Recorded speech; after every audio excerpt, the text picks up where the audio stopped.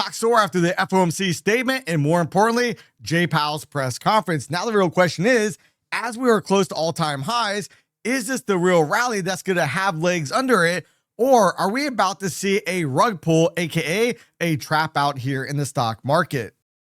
Now, even with the rally out there today, we come over and look at the fear and greed index, we are still over into fear territory, even while we're almost at all-time highs. You look at the Russell 2000 today, Russell 2000 was able to go ahead and eke out a new all-time high. So why over into fear territory? We come over and look at how the indices spread across the board. The Dow was up 497 points. The Nasdaq was up 77 points.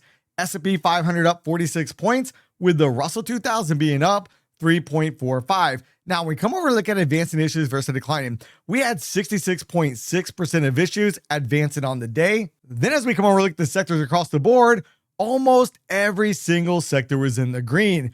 The only red sector out there was utilities, and it was only down 0.02. So when we come over and look at a recap real quick, the Fed meeting recap, Powell says the Fed will wait and see before moving again, but pretty much rules out any chance of a rate hike out here. Now, if we come over real quick and we look at the Fed watch tool, what does the Fed watch tool say? Well, right now, we can see at the next meeting, there is a 75% chance that the Fed will be doing nothing at the next meeting, or even in the meeting out there in March.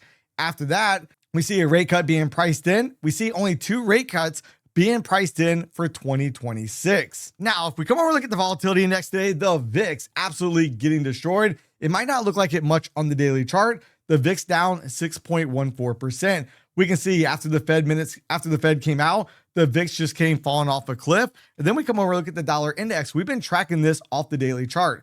Top number 1, top number 2. Let's not forget about the target we have right down below us, 97.589. That's going to be the target to complete the double top pattern. We've already violated below that lower swing point, which was the validation point for this pattern. MACD indicator at this point still looks extremely bearish, but something that really has my attention. Notice, even though the dollar index went down, notice Bitcoin rallied up intra candle, and then what did it do? Close back down towards the lower end of the range. Even if we come over real quick and we take a look at gold, gold initially spiked up and it is off the highs a little bit, but nothing like what we talked about over in Bitcoin. All right, here on the 5-minute chart, you can see the MACD indicator rolling over. And if you're trading gold and you're looking for a quick little scalp, here's a target location I will maybe want to focus on tonight, anywhere from about 42.49 down here to 42.44. But I do want to caution you guys, if you're trying to short gold, keep in mind, we still have an ABC target to the upside right up there at 43.9.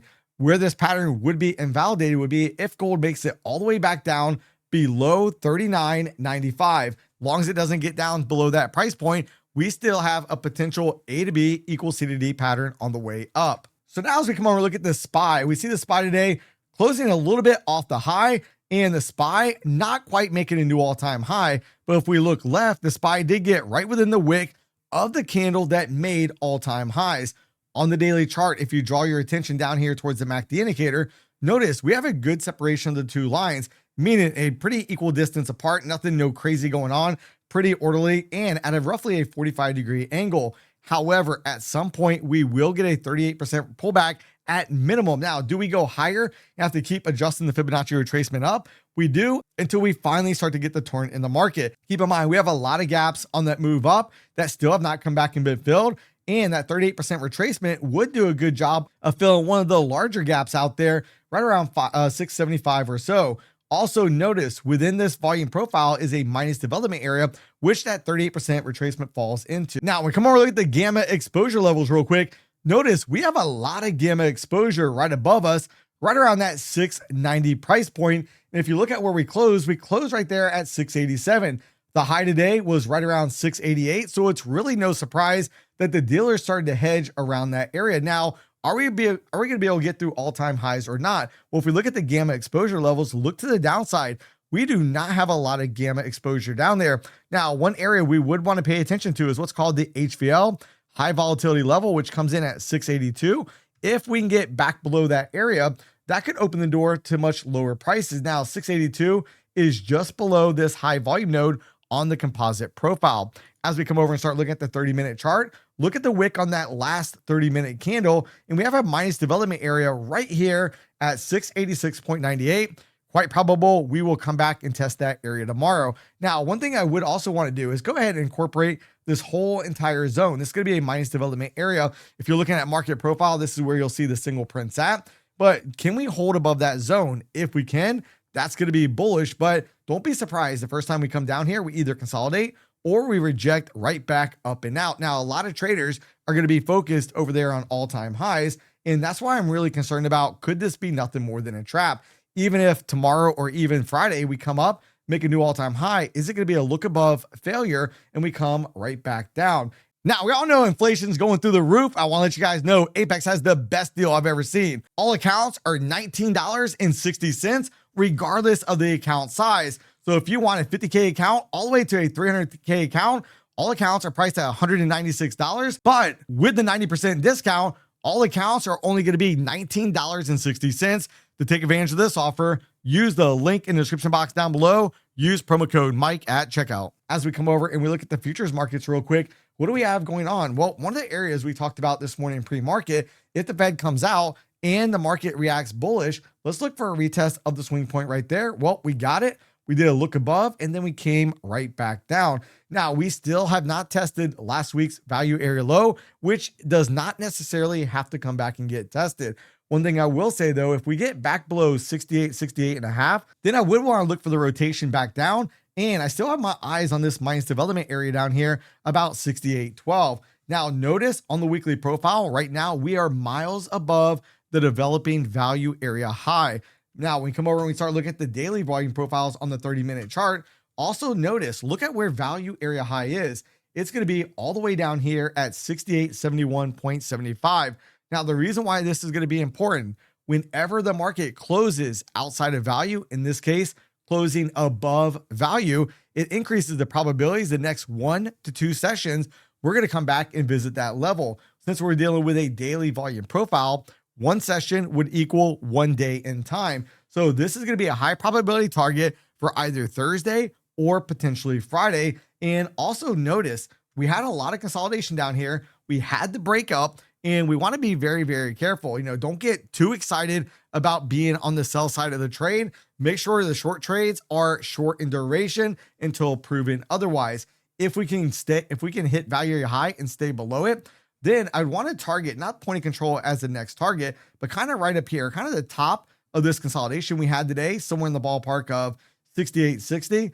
Then turn my attention down towards the point of control, 68.48 and a quarter, and then all the way down here at value area low, 68.34.25. Now, if we come over and look at the economic calendar for tomorrow, we're going to get a reading on unemployment claims. That's going to come out at 8:30. They're expecting an increase from 191,000 new filings to 220,000 new filings. And we'll see, if this has any bearings on the markets tomorrow. Now, if we come over real quick and we take a look at the QQQs, what do we have going on with the Qs? Well, notice the Qs are much further away from all-time highs than what we saw with the SPY. And we already know the Russell 2000 made new all-time highs. Well, what about the Dow? Dow is right there in stone's throwing distance to also making new all-time highs. Now, we know that AI stocks have been a little bit weak out there, and that's contributing to the Nasdaq being left behind for the time being. But will the Nasdaq turn on the turbo boosters and try to go ahead and play catch up? Keep in mind, we still have an unfilled gap up here above us at about 632.04. As we dive down, look at the 4-hour chart, notice the MACD indicator is just about to cross to the downside. And on the 30-minute chart, we have a large wick on the last 30-minute candle of the day. Now, one of the areas I would want to watch just below us, and there's not a lot of meat on this trade, but a price target of 627.11. Ideally, I'd like to see a gap up tomorrow. We start to see the gap fail, then this would be one of the targets I'd want to focus on. That's also going to be right where value area high is. Now, one thing to note, we still have earnings coming out. After the bell, we had Oracle. We also had Adobe. And then tomorrow after the bell, we also have Broadcom coming out. Now, Oracle has an expected move of plus or minus 11.5%. Adobe right around 8.5% or so. Well, if we come over real quick and we take a look at Oracle initially after the earnings came out, boom, rocketed up only to come down. Oracle right now after hours is down 4.81%. Well, if we come over and look at Adobe, it looks very similar to Oracle, not as extreme on the move down, but look at the wick that we had on the move up. after earnings were released and then bam, smacked right back down. This could be a problem coming up in the near future. Now, as we come over and look at the Nasdaq futures real quick, what do we have going on? Well, we're right back up here at the top of the range. If we fail from this point, we'd expect us to rotate back down through the bottom of the range. And some of the key points would be the high volume node, 25,707, another high volume node, 25,623. Now, down below us, I do like this minus development area, 449 and maybe 421. But until we can start, getting down through some of these other levels, I don't really want to focus on those much lower levels at this point.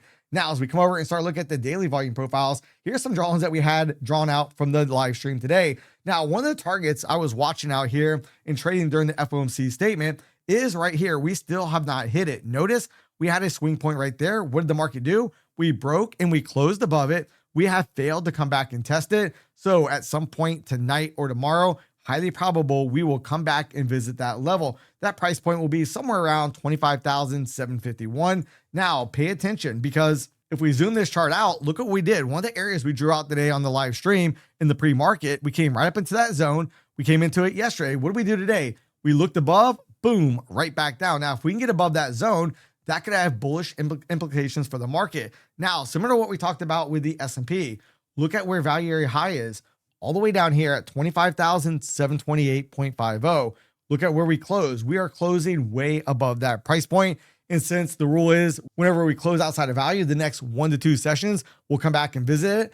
And one session is 1 day in time, since we're dealing with a daily volume profile, then that means either Thursday or Friday, highly probable we will come back and visit value area high. Now, keep in mind, that's a probability. It's not a guaranteed. In trading, there are no guarantees out there.